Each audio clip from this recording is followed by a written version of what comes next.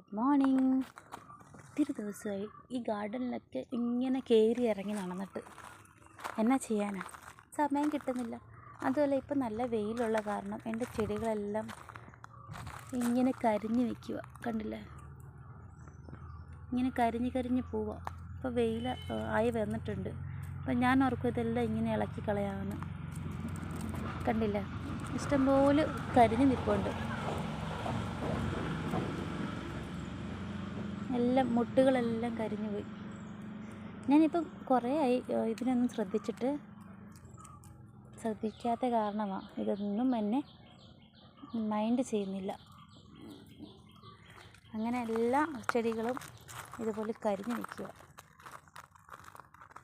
ഇത് നമ്മുടെ black rose, അത് നിറച്ച് പൂ ഇട്ടിട്ടുണ്ട്, പക്ഷെ ഒരു ഉഷാറില്ല. ഇത് നമ്മുടെ ബ്ലാക്ക് റോസ്,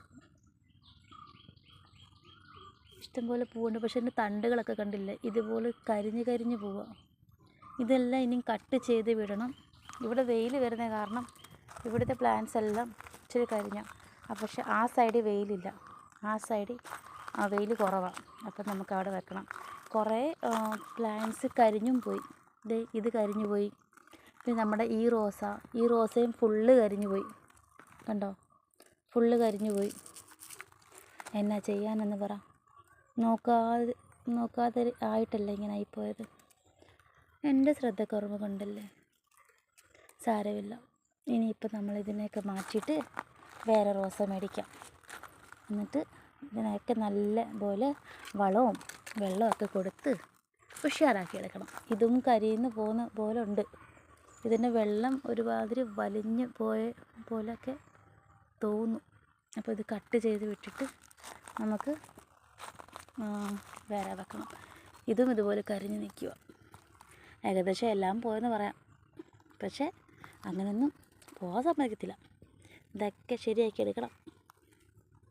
അപ്പം ഇന്നത്തെ മോർണിംഗിൻ്റെ വൈബ് എൻ്റെ ഈ കരിഞ്ഞ റോസയാണ്. അപ്പോൾ അത്ര ഉള്ളായിരുന്നു. പിന്നെ നമ്മുടെ വേണ്ട ഈ ഡാലിയ സീഡ്സ് ഇട്ട് കിളിപ്പിച്ചതാണ് ഞാൻ. അപ്പോൾ ഒന്നാണെങ്കിൽ ഇതാ ഇങ്ങനെ കിടക്കുക. പക്ഷേ കുഴപ്പമൊന്നുമില്ല, നല്ല ഉഷാറാണ് മണ്ട ഭാഗം. പക്ഷെ ഇങ്ങനെ കിടക്കുന്നേ ഉള്ളൂ. ഇവിടെ നിന്നൊരു വളവുണ്ട് അതിന്. പിന്നെ വേറെ ഒരു ഡാലിയ താണ്ടിരിക്കുന്നു.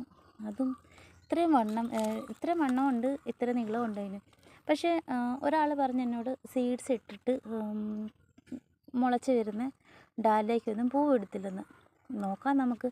ഏതായാലും ഇത്രയും നീളം വെച്ചില്ലേ. ഇത് നമ്മുടെ ബ്രിട്ടീഷ് ക്യൂൻ.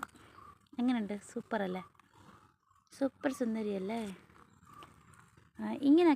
ഇങ്ങനെ ഷെയ്ഡൊക്കെ മാറിക്കഴിയുമ്പോഴത്തേക്ക് നമുക്കിതിലുണ്ടല്ലോ ഇങ്ങനെ കട്ട്